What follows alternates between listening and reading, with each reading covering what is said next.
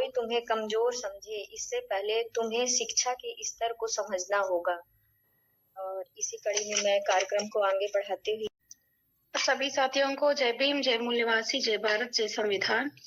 सबको माता सावित्रीबाई फुले की जन्मदिन की शुभकामनाएं। बात है कि आज से लगभग 200 साल पहले माता सावित्रीबाई ने मतलब बालिकाओं के लिए एक स्कूल उन्होंने खड़ा किया है और इतना उन्होंने मेहनत किया जो मतलब आज के टाइम में हम लोग बहुत क्या बोलते हैं वर्क करने में वर्क जगह पर भी और शिक्षा के जगह पर भी कहीं भी हम लोग बहुत सारे डिफिकल्टीज फेस करते हैं। उससे ज्यादा मतलब 200 साल पहले उन्होंने इन सब डिफिकल्ट्स को झेल के भी मतलब फ्यूचर का उन्होंने एक बार जैसे फीमेल्स के लिए उन्होंने जितना किया है वो सब हम लोगों के लिए इंस्पिरेशनल है और हम इस बात का इंस्पायर करके सभी लड़कियों को और सभी महिलाओं को जितना हो सके हम सोसाइटी में माता सावित्रीबाई फुले की उनकी जो शुभकामना थी, उनकी जो महिलाओं के लिए उनकी जो भावना है वो सब हम लोग इंस्पायर करके पूरा उनकी जो एम जो थी वो हम लोगों को पूरा करना चाहिए। Thank you ma'am, thank you very much. सभी को जय भीम, जय मूल्यवासी, जय भारत, जय संविधान।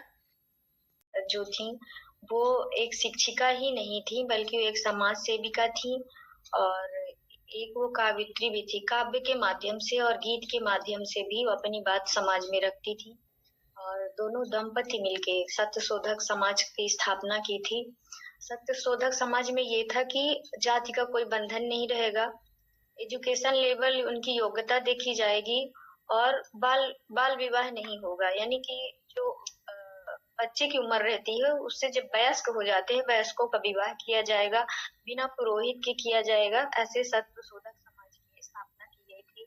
उन्होंने इसका भी पुरजोर विरोध किया था माता सावित्रीबाई फुले जी ने कि जैसे कोई स्त्री विधवा होती है, क्योंकि पहले बेमेल शादियां होती थी, पुरुष 10 साल बड़े 15 साल बड़े बच्चियों के साथ पुरुषों की शादी कर दी जाती थी, तो बच्चियां जो होती थी वो जल्दी विधवा हो जाती थी।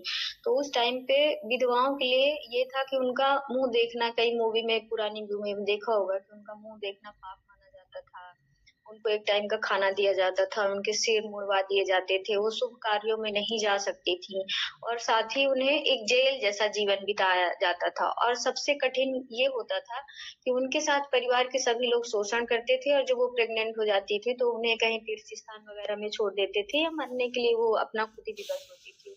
तो आज ऐसी एक महिला, ब्राह्मणी महिला थी जो इन सब चीजों से झेल के प्रेग्नेंट थी और वो मरने जा रही थी। तो सावित्रीबाई फुले जी ने देखा और उसको अपने घर ले आई और उस बच्चे का सुरक्षित जन्म कराया और उसको अपना बेटा घोषित किया, जिसका नाम यशवंत था, जो आगे चल के डॉक्टर बने। और प्लेग जब महामारी फैली थी अपने पूरे देश में तो उन्होंने फ्री सेवा की अपनी माता और पिता के साथ मिलके।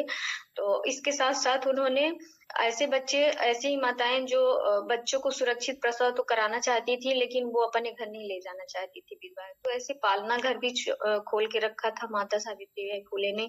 जब अकाल पड़ा तो अकाल के कारण खाने की भी कमी पड़ी और पानी की भी कमी पड़ी, नदियां झरने सूखने लगे थे।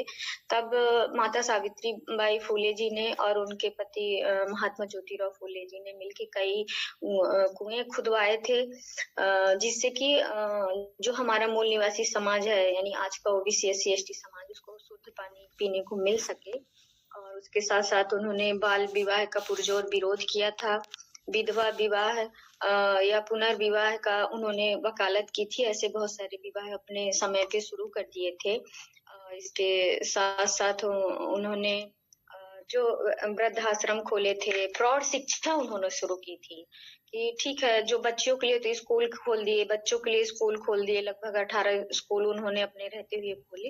पर उसके साथ वो रात में प्रौढ़ शिक्षा यानी कि जो किसान हैं, मज़दूर हैं और महिलाएँ हैं, पुरुष हैं, जो बुजुर्ग हैं, वृद्ध हैं, अगर वो पढ़ना चाहते हैं, तो उनके लिए उन्होंने वो पाठशाला खोली थी। और वो लगभग जब वो 193 साल पहले जो उन्होंने काम किए थे, वो मैं अभी जब मैं 8-10 साल की थी तब तक ये प्रोग्राम चला है प्रौढ़ शिक्षा का।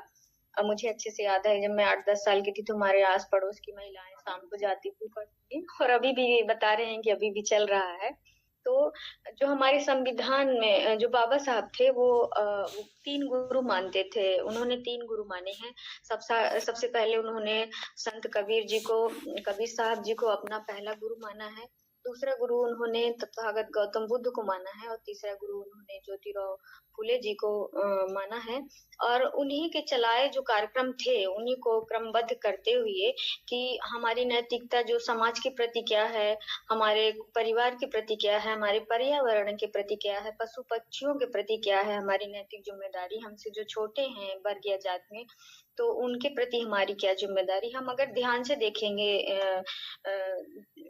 ज्योतिराव फुले और माता सावित्रीबाई फुले का जीवन, तो हम ये देखते हैं कि वो अपने से जो भी छोटे हैं, चाहे वो जाति में हो या पढ़ाई में हो या शिक्षा में हो या कि पैसे से जो कमज़ोर थे या कि शिक्षा में जो कमज़ोर थे, तो उन्होंने भरसक उनको आगे बढ़ाने का प्रयास किया है। लेकिन हम जो वर्तमान में देखते हैं, कई बार ऐसा देखते हैं कि हम ये उम्मीद लगाते हैं कि जो हमसे ऊपर वाला है, वो हमारी सहायता करे।